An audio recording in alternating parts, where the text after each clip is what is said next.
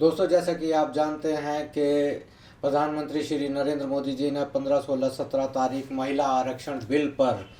विशेष चर्चा के लिए रखा है और इस दिन को एक ऐतिहासिक दिन बताया जा रहा है। लेकिन सबसे बड़ी बात यह है कि क्या ये जो महिला आरक्षण बिल है, जो इसकी सोच है, जो इसकी बिल की आत्मा है, क्या ये जब बिल पास हो जाएगा तो वो सारे काम पूरे हो जाएंगे या नहीं, या इसके ज़रिए एक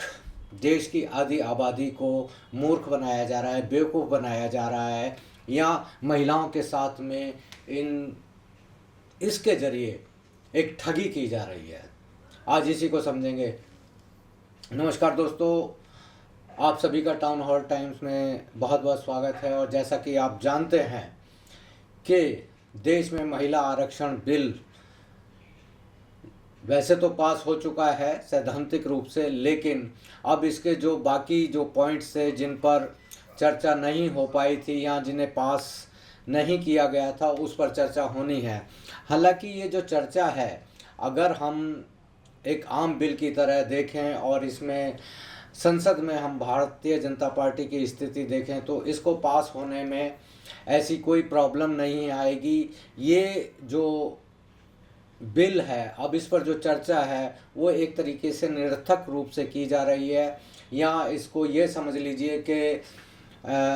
इसको एक चुनावी मुद्दा बनाया जा रहा है या भुनाने की कोशिश हो रही है कि भाई इसमें ये बताया जाए लोगों को और खूब धूम धड़ाका किया जाए, कुछ हंगामा किया जाए, जिसकी वजह से लोगों को ये लगे कि भारतीय जनता पार्टी ने कितना बड़ा काम किया है और इसमें विपक्ष एक तरीके से रोड़ा अटका रहा था। दोस्तों, ये बिल महिला आरक्षण बिल, जिसमें 33% आरक्षण का प्रावधान महिलाओं को संसद में और जो विधानसभा में 33% आरक्षण का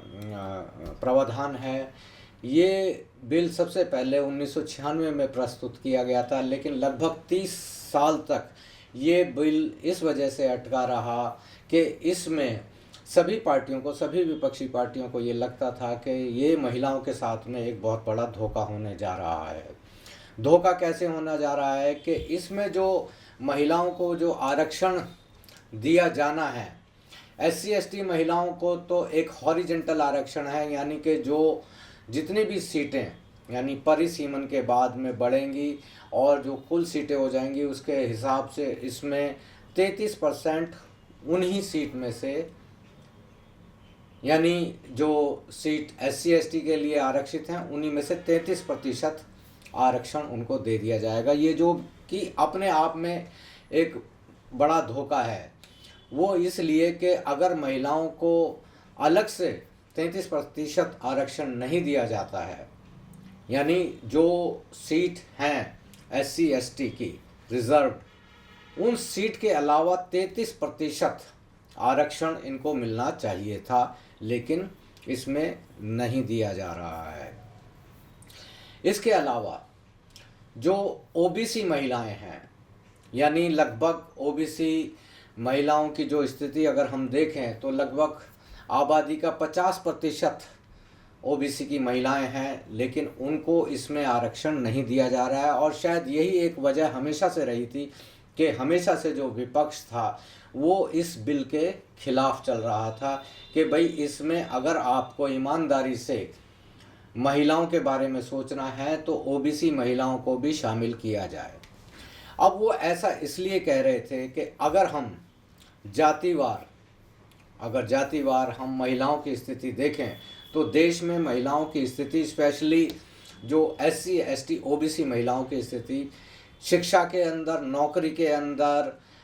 या किसी भी तरीके से वो अच्छी नहीं है। अभी हाल ही में संसद में एक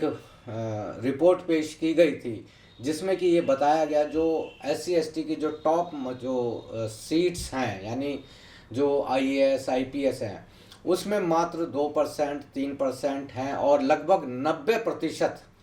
महिलाएं, सवर्ण महिलाएं, वो इन जॉब्स में हैं। तो और बाकी की अगर हम कांस्टेबल, इंस्पेक्टर, ये सब में देखें तो कहीं भी लगभग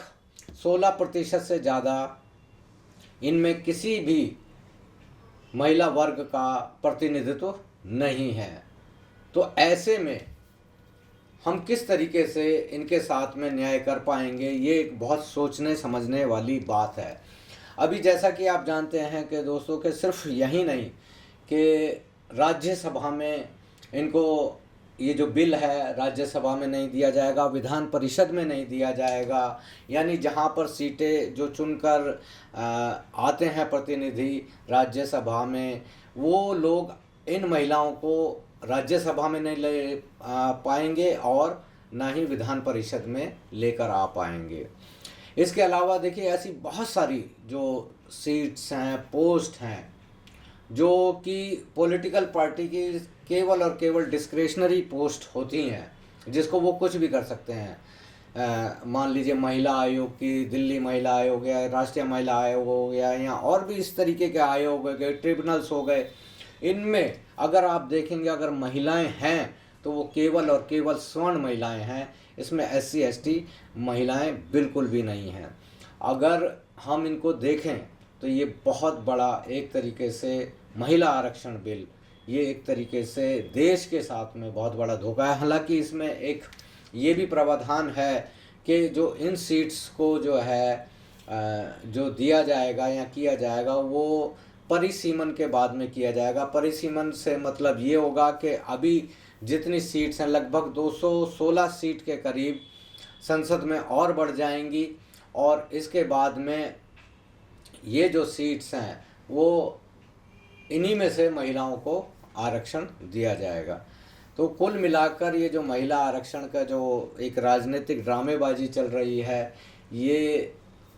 देश के लिए, समाज के लिए बहुत ही घातक सिद्ध होने जा रही है, और कम से कम SC ST OBC समाज के लिए तो बहुत ही घातक होने जा रही है। इसके अलावा अगर आप देखिए कि अगर हम इस आरक्षण बिल को अगर ईमानदारी से अगर हम लागू भी करना चाहें तो भी सरकार नहीं कर पाएगी। वो इसलिए नहीं कर पाएगी क्योंकि सरकार में जो इन वर्गों की जो स्थितियां हैं, जो आर्थिक शैक्षिक स्थिति है, उसको ईमानदारी से उजागर करने की भी क्षमता नहीं है, इच्छा नहीं है।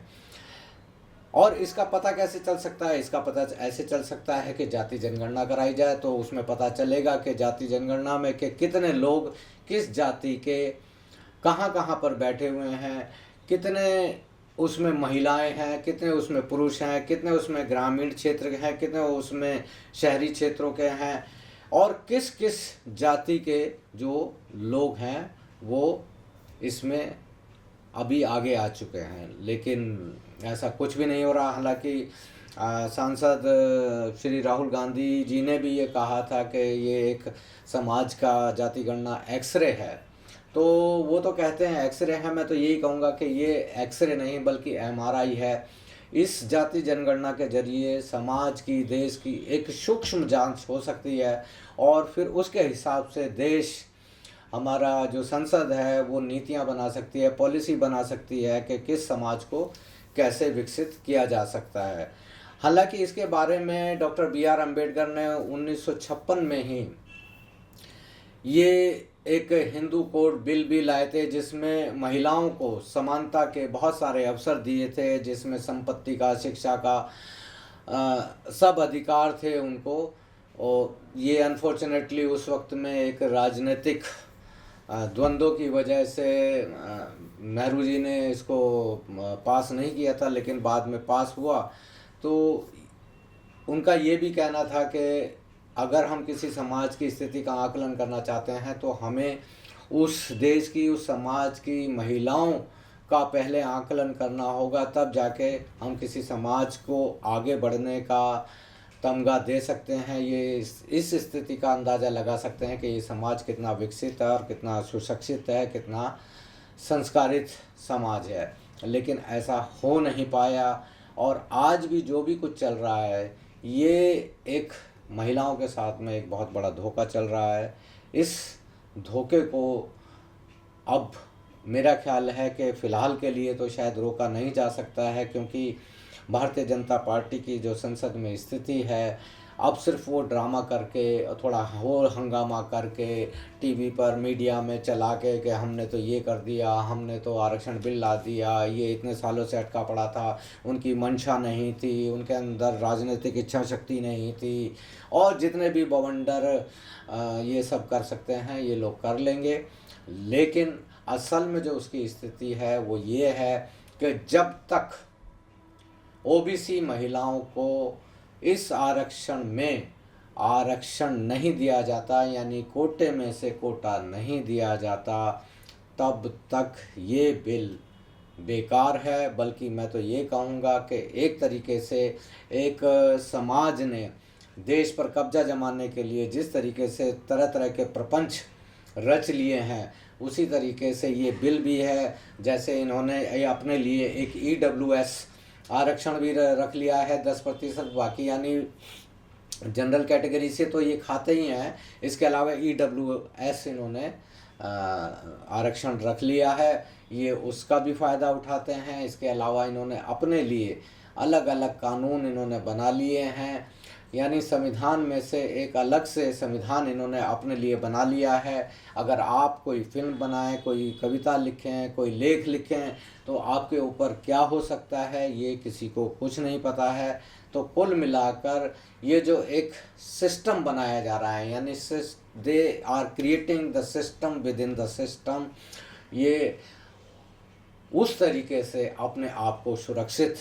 करते जा रहे हैं। इससे आम लोगों का, आम देश की महिलाओं का और एक एज ए होल देश का कोई भला नहीं होने जा रहा है।